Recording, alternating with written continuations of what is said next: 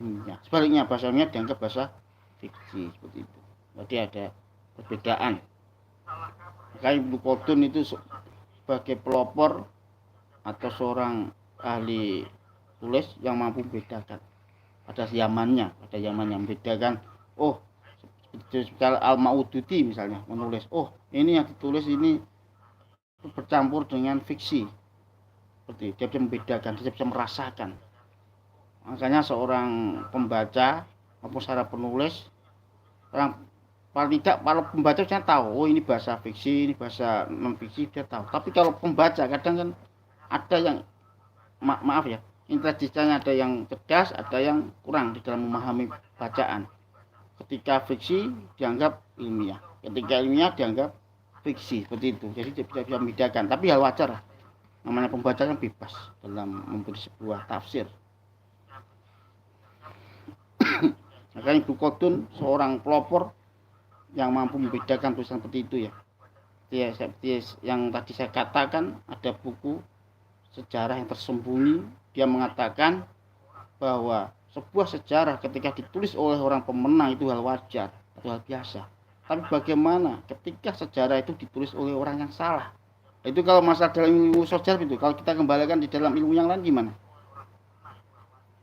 Misalnya ilmu tentang etika. Ketika etika ditulis oleh yang menang, oleh para pemenang itu hal wajar, hal biasa. Tapi bagaimana ketika etika itu ditulis oleh orang yang salah? Etika itu salah ya.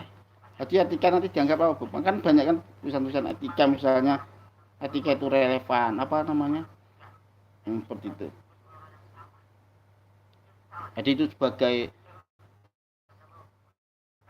tanda penyidik. Juga Ibnu Khaldun mampu membedakan antara tulisan fiksi dan non fiksi. Itulah kelebihan-kelebihan dari Ibnu Khaldun.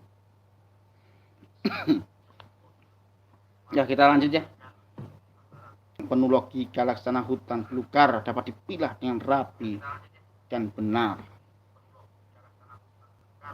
Pohon sudah mulai merasakan kantuk yang berat. Aliran air sudah mulai terdengar nyaring, cering, cering, cering.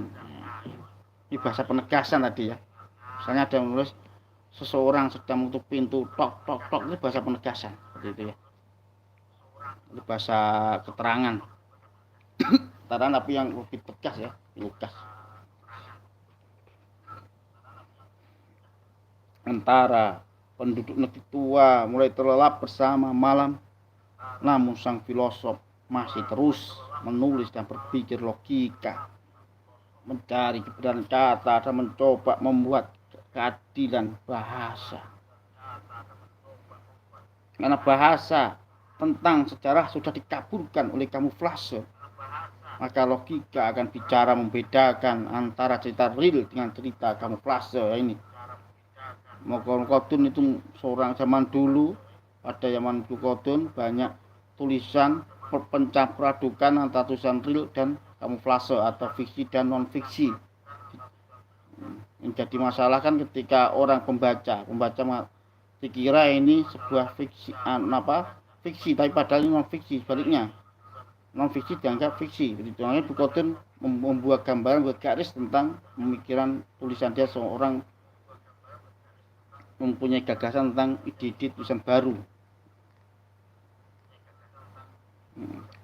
Makanya seorang pemikir itu mengajak berpikir seperti kita membaca buku atau membaca apapun, karya ilmiah atau karya non fiksi, kita baca berbicara tentang siapa penulisnya.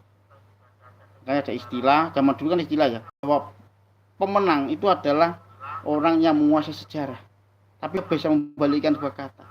Ketika pemenang menulis sejarah itu hal wajar, hal biasa. Tapi bagaimana ketika sejarah itu ditulis orang salah? Itu juga sastra. Ketika sastra itu ditulis orang yang menang, itu hal wajar, hal biasa. Karena dia punya alat untuk ke situ, arah situ. Tapi bagaimana ketika sastra ditulis orang yang salah? Seperti misalnya itu. Tapi kan sastra nggak seberapa ya, sastra kan fiksi. Tapi yang jadi masalah kan misalnya etika, seperti itu. Itu kan etika ada nilai-nilai religi, nilai agama, seperti itu. Ada nilai agama, ada nilai kesucian. Kalau sastra baca sastra, imajinasi.